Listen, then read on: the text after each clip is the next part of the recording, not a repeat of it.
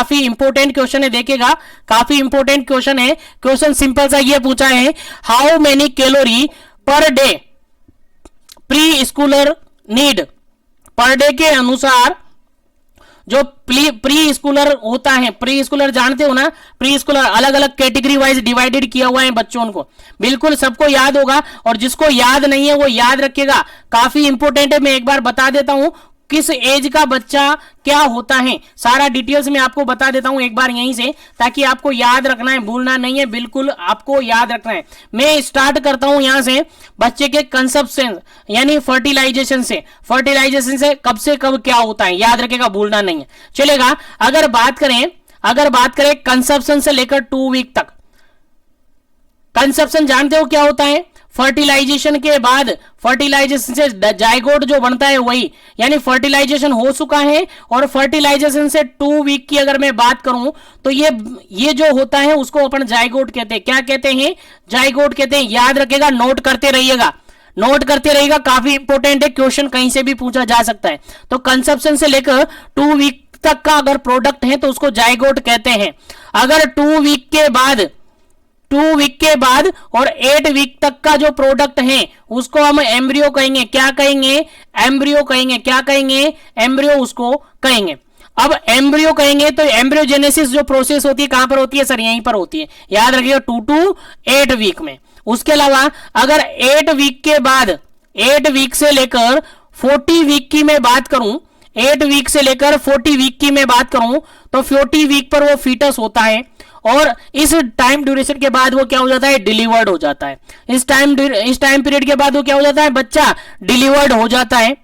ठीक है, डिलीवर्ड हो जाता है, यानी अब बच्चे का क्या हो गया? बर्थ हो गया। यानी बर्थ से लेकर बेबी जो 28 डेज का होता है, बेबी बर्थ से लेकर, बर्थ हुआ बच्चे का, बच्चा क्या हुआ? पैदा हुआ। पैदा होने के बाद उसके 28 दिन तक का अगर बच्चा होता है तो उसको अपन न्यू बोर्न कहते हैं। क्या कहते हैं? न्यू बोर्न कहते हैं, या फिर नियोनेट कहते हैं। न्यू बोर्न या फिर नियोनेट उसको कहते हैं। और ये 2 टाइप के होते हैं, न्यू बोर्न और नियोनेट 2 टाइप के होते हैं। एक तो अर्ली नियोनेट होता है, अर्ली होता है, एक लेट होता है। यानी बर्थ से लेकर अगर 7 डेज की बात की जाए तो ये अर्ली न्यूबॉर्न होगा, बर्थ से लेकर 7 डेज की बात की जाए तो अर्ली नियोनेट होगा, और 7 डेज यानी 8 डेज से लेकर 28 डेज तक की बात किया, 28 डेज तक की बात की है, 8 दिन से लेकर 28 दिन तक की बात की जाए तो ये लेट नियोनेट होगा, लेट न्यूबॉर्न होगा। उम्मीद है यहां तक आपको समझ में आ गया होगा। अब आगे अगर बात करें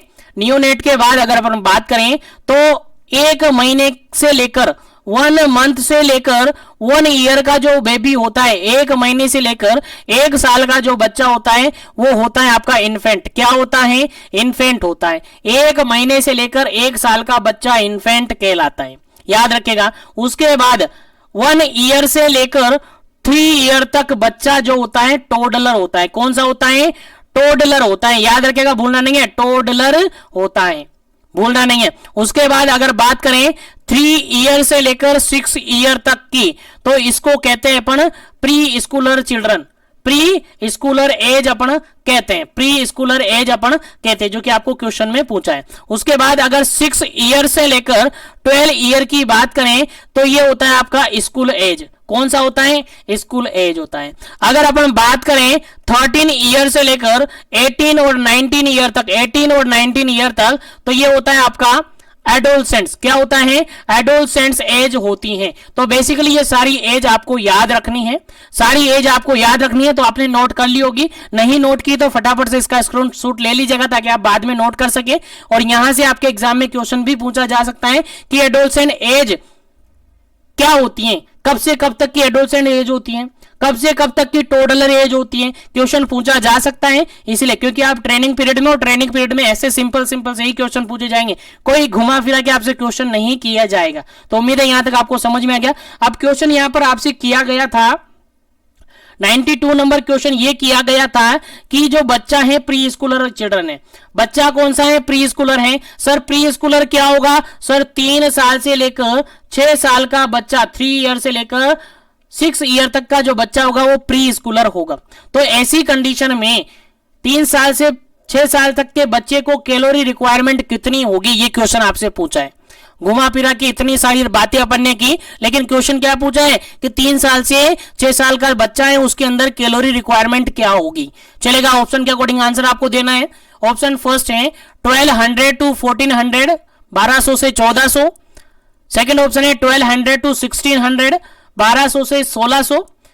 थर्ड ऑप्शन है 1400 टू 1600, 1400 से 1600। फोर्थ ऑप्शन है 1600 टू 1800, 1600 से 1800।